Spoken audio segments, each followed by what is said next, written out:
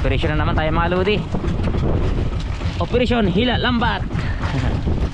Medyo matagal na walang video mga lodi, gawa ng busy yung lingkod sa paggawa ng balsa saka paglilinis ng mga bato dahil sa season na naman po ng lobster fry dito sa amin mga lods, kaya naganda naman yung lingkod ng panghuli. Papakita ko sa inyo yung balsa na ginawa ko mga lodi doon, nailatag ko na sa badang tabilan, nilalagay yon, may mga bato na rin. So antay na lang kami ng ng mga buyer. Tapos sa sunod pag may buyer na mga lods, itong bangka na to may mga na rin yan, may mga kawayan kasi ginagamit din namin sa panghuli ng lobster fry. Isa sa mga patok na hanap buhay dito sa amin kapag ganitong season. Sideline na hanap buhay lang yung mga lods dahil season lang pwede. Ito na yung lambat. Ngayon maamihan sa ngayon pero hindi siya ganong kalakasan. Ay! Kuday-kuday kagad unang huli. Kuday-kuday. Masarap dito pang ulam mga lods. So, matigas lang yung shell nya. Sarap din kataan.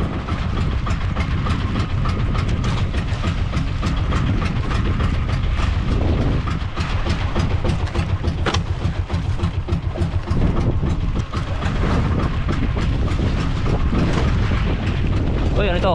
Uy, laking palad mga lods. Oh, tindi ginawa niya mga lodi oh. Kasan ko lang. Ay, pulupot. Oh, lapad oh. Palad, laki. Unang huli pa lang. Unang huli na isda.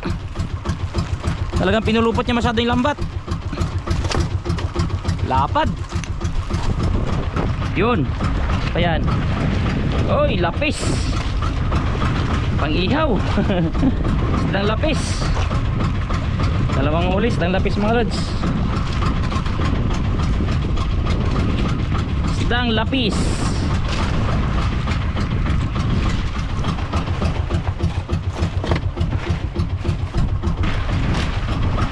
Yan, ano pa yan? Oy! Tapsay.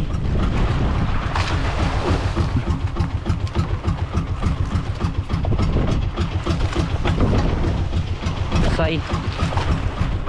Ano to? Uy, tapsay din. Bagong bangga lang mga lods, buhay pa. Kaya umaga lang bumangga. Ano yan sunod? Uy, palad. Uy, hindi pala. Uy, buhay pa rin. Ito ang tawag sa islang ito mga lodi. Ibang klase oh. Kala mo janitor fish. Oh. Parang karaho din siya, papad. Yan oh. Tawag sa amin ito isdang sunog. Sariwa pa pero sunog na. Masarap pang ihaw.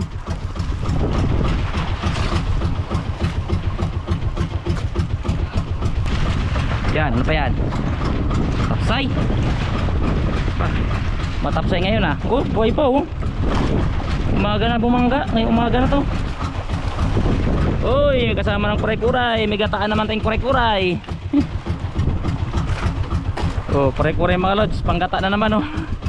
Wala ng mga galamay, tsaka kagat. Yung sipit nya. Gataan kita mamaya. Hindi kita papalusutin. Kakainin kita.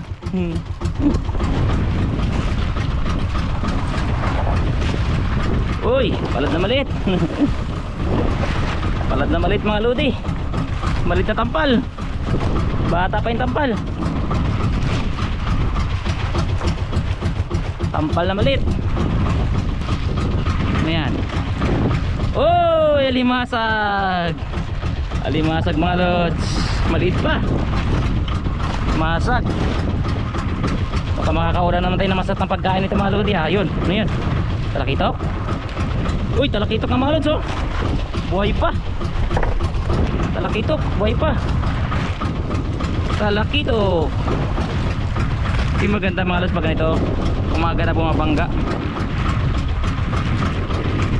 Buhay na buhay pa.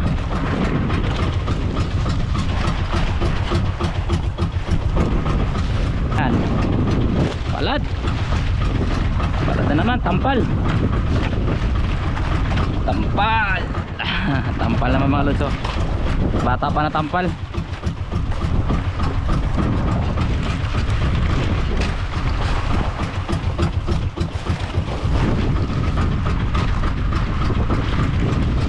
Ano yan? Uy, laking palad! Laking tampal mga lods, oh. Lapad, oh. Ayos. Ayos na. Eh. Damo pa dyan. Bawi na yung fuel sa palad mga lods. Tampal, laki. Ito, tampal din. Tampal na maliit. Oh, maliit.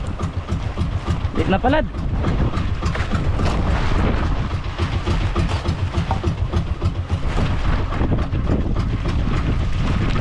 Oy, talakitok. Kinain na ng bukno mga lods. Ayan, maaga pa bumangga, oh. Kinain na ng bukno. Talakitok.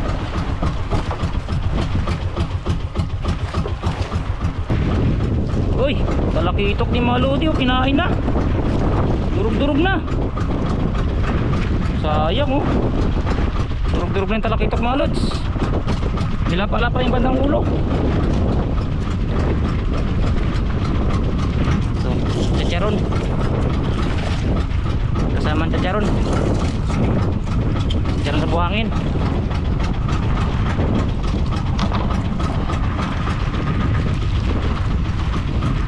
Sayang, nilapa-lapa yung talakitok. Yan, ano yan? Oy, talakitok yun, buo pa. Ay, naku, makinahinan na rin. Talaga naman. Malimit talaga yung mga lods. Basta kung alin yung magagandang isda, yun ang madalas na ano, kinakain din ng ano, ng mga predator sa ilalim. Oh, wasak-wasak na, oh. Malimit talaga yan, basta magagandang isda, sinasakmal din ng ano sa ilalim. Hindi alam ko anong kumakain sa ilalim mga lods.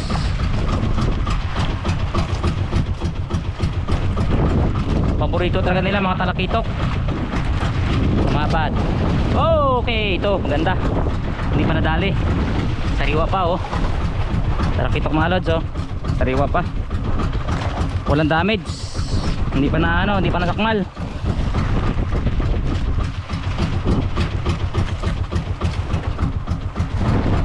Okay, ito mo dyan. Pasigla. Ito. Uy, oh. Durog-durog na mga lods, oh. Pinasasakmal na, oh. Buntot na lang naiwan. Talakitok pa man din. Talaga. Matindi mga predator dito. Yung magagandang isda hindi nadali. Parang malapad din. Ah! Talakitok mga lods. Durog-durog na rin. Talaga naman. Oh. Basta talakitok mga lods. Oh. Talaga. Basta malimit na magandang isda tapos mahuli ka maghila ng lambat. Dala sa durog-durog talaga. Kinakain na ng ano sa ilalim. Sayang, talakitok pa naman. Yun, malapad yan mga lods, ah. Parang malaki, ah. Malapad yan masyado, ah. Malapad yung reflect. Uy, talakitok. Malapad yung reflect. Ay, marapit na nakabitaw. Uy, nakabitaw na nga. Nakabitaw na nga mga lods. Ampahan. Nakatanggal na sa lambat. Talaga naman. Yan, karon yung mga lodi, basta magpahuli o kaya magpakain, mahuhulit talaga dyan. Pero pag hindi, kahit anong gawin, makakabitaw talaga yan kapag hindi para sa akin. Ano yan? Uy, talaga kawayan na malaki. Ah, malaki. Lapis. Uy, talaga wala nang mata. Kinain na ng bukno. Wala nang mata mga lodi, oh. Pang ulam na lang pag mga ganyan.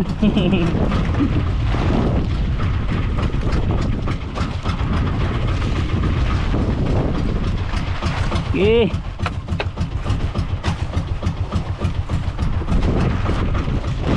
Aray, patapos na. Umangat na. Yun, at dito nagtatapos mga lods. So Pasalamat pa rin tayo kay Lord kahit paano binihiyaan. So yan, ganun ang buhay namin sa dagat to. Bitir-bitir lang mga lodi. Minsan may swerte, minsan naman tamang swerte lang. Tapos na ako mag-ila ng lambat mga lods, pero di pa ako uuwi. Ang travel pa ako punta laot. Salubungin pa yung maitim na yan mga lods. Baka sakali makatagpo tayo ng kawan dyan. Dahil low tide pa naman, di makapasok yung bangka doon sa, sa Bukana. Dito mo agad pakipagsapalaran. Galing ko na mahuli ko sa lambat. Yan o. Tapos ilalagay dito sa ice. May dala ko ice sa cooler. Okay, let's go. Sana makatagpo ng kawan. Tapos ko natanggal sa lambat yung so, yan, wala na isda. Ang problema na, tatamaan naman ito mga lodi oh. Ulan. Nakakasalubong ako ng ulan. Ulan at ng uli oh. Hindi naman pwedeng umuwi mga lods dahil sa mas delikado ang bangka kapag doon sa Bukana. Hindi kasi makapasok yung bangka, kaya dito na lang ako sa dagat. Salubungin ko na lang to ganitong panahon.